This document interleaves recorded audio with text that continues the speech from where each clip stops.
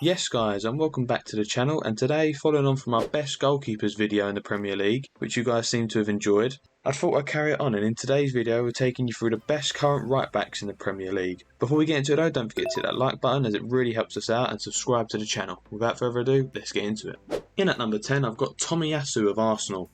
Obviously, he plays behind Ben White when he's injured, covers for him every now and again. Ever since he arrived, really, for 16 million from Bologna, he's just been solid when he is called upon, I can't really remember any mistakes that he's made in an Arsenal shirt. Maybe the one against City, actually, thinking about it. But apart from that, I feel like he's just been a solid performer for Arsenal, Mr. Reliable, if you like. And he's got great versatility as well, he can play centre-back, he can play right-back.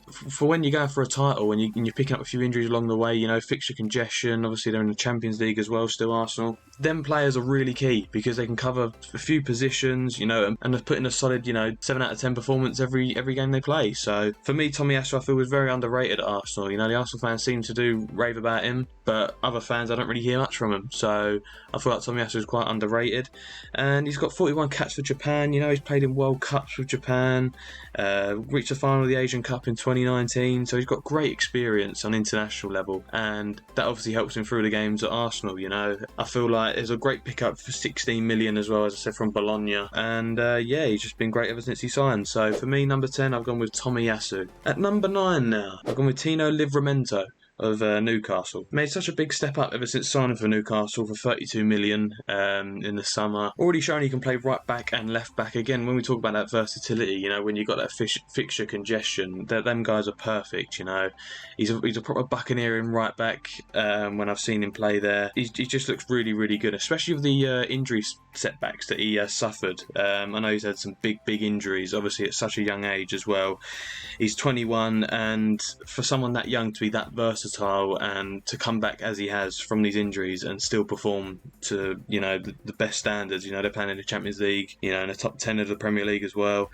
And I've seen a lot of backlash from Newcastle fans about Eddie Howe because they've been playing Dan Burn at left back, and Livramento's just been on the bench, and Dan Burn has been getting exposed constantly down that left flank. I remember the game I watched against Newcastle Forest, and Elanga was just having a field day against Dan Burn, and I feel like if he come up against Livramento instead, he wouldn't have found it as easy, because all they need is a bit of pace down them flanks, and Dan Burn's he's done for. So for me, I feel like Livramento should be playing consistently at Newcastle, and I feel like when he gets older, he will be one of the best fullbacks England has, maybe a cover to Trent when he gets older as well. But for me, Tino Livramento is the real deal, I think, and it might be another signing that Chelsea regret selling, to be honest, because he was part of their youth academy before they signed to Southampton, and obviously he's gone to Newcastle. But yeah, it could be another youth academy prospect that they regret selling. So yeah, at number 9 I went with Tino Livramento. At number 8 now, I went with Malo Gusto of Chelsea. Been one of the few players performing for the Blues this season. Him, Cole Palmer,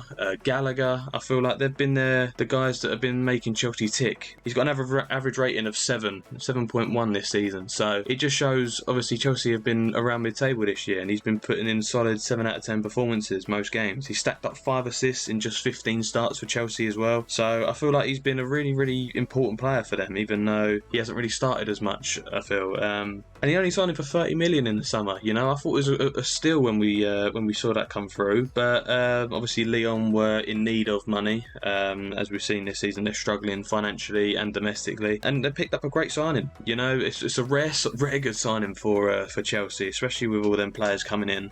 In at number 7 now. For me, the players that are in front of him, I just couldn't put him above him. It's a controversial one, but I've gone with Reece James. He's so low because the man is constantly injured. He hasn't played 3 games in a row since 2021.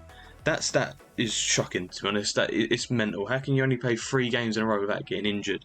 It's just mental.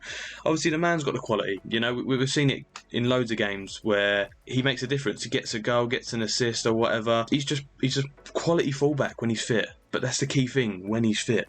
And I just can't put him any higher, to be honest. Obviously, you'll see further into the video why. But yeah, I just feel like he's been a good fullback, but to be a great fullback, you need to be playing consistently, having great seasons rather than great games. And obviously he's had 6 hamstring injuries throughout his career, and obviously he's had to have surgery on his hamstring now. So hopefully he gets back to his best after this. But it's just so hard. I mean, you see that his body frame as well. Like he's so top heavy that I don't think his legs can handle it. To be honest, like I don't really know what's the problem in terms of his treatment, his rehab when he does come back from injury. But he just never seems like he can, string a few games together, as I previously mentioned. So I hope he avoids injuries in the future when he does come back from surgery. I hope he doesn't end up as in, one of them what if players, what if he stayed fit for the rest of his career, I hope he does get back to full fitness. And yeah, we can definitely see the Reece James that we've seen in flashes throughout the season. So, but I think, for number 7, Reece James. In at number 6 now, I went with Diogo Dalot of Manchester United. I feel like he's become a very solid player for Man United this season. His progression has been kind of slow, to be honest. Obviously, he joined back in the 17-18 season. But I feel like he's slowly, becoming that fullback that they signed. And he's living up to that potential that he showed at Porto. But yeah, nearly 6 ball recoveries per game, 2 tackles per game, nearly 3 clearances per game as well. Like, he's been doing big work in there alongside Johnny Evans, It's them two on that right side of the defence has been great to watch, to be honest. I don't know, he's just been much more improved this season, I feel, Diogo Dalot. And he's keeping Wan-Bissaka out the side. Wan-Bissaka, I feel like, is a very underrated right back. Obviously, he has his issues in terms of his positioning, going forward as well. He's not great, but he's keeping him out the side. And Dalot, I think he offers that great balance of going forward and that defensive solidarity that he has.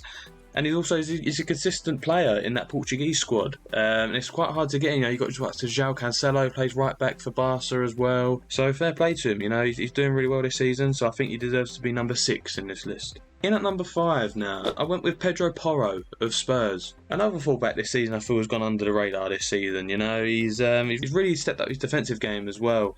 Last season he was getting a lot of criticism for his defensive work and all that stuff, but this season he's been terrific.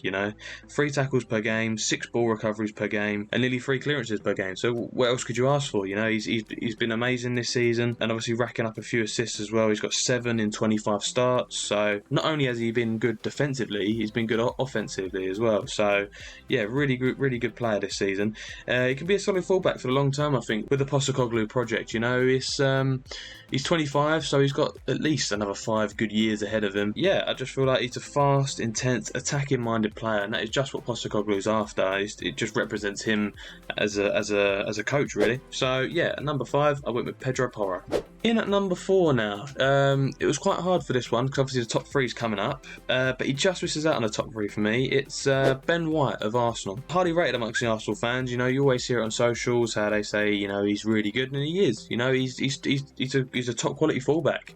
But for me, he's not in the top 3 in the Premier League. Going forward, though, he's great. Defensively as well, he's great. He's just a solid right back, And I feel like him going forward as well is very underrated. He always gets the bylines, gets some good crosses in. And it's crazy to think he was a centre-back, in his young career at Brighton. But yeah, he's just adapted that right back position really well.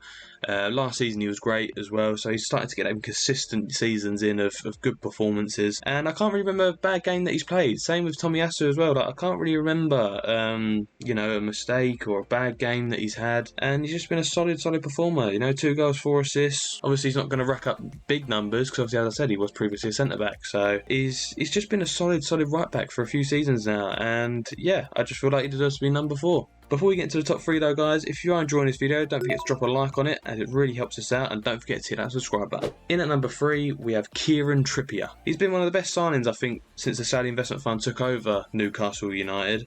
He had a slow start this season though, but obviously he's still racking up great numbers. He's got 1 goal and 10 assists this season, which is crazy for a right back, to be honest. He leads by example. You've got the likes of him, you've got Bruno as well, that really sort of stamp their mark and marshal the team.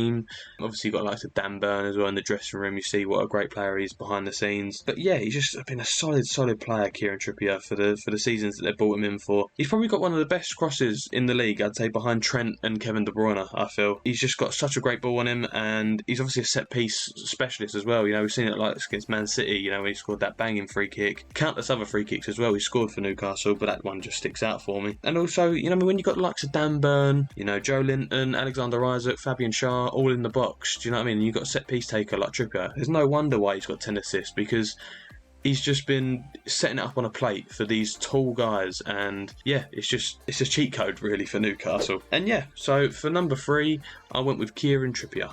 In at number 2 now, Again, this was such a hard pick. I think you can probably guess the two that are coming up. It's Trent and Kyle Walker. For number 2, I've gone with Trent. Might be a little bit of bias, obviously, because I'm a Man City fan, but I just feel Trent has stepped up this season. Don't get me wrong, he's stepped up this season. He's been great defensive. You know, that was his most harshest critique that anyone could throw at him, really. His defensive game wasn't great, but I feel like he's been great this season. You know, he's sort of stamped out the defensive mistakes, the poor judgment, and I feel like he's been great this season. You know, no real mistakes this season spring to mind.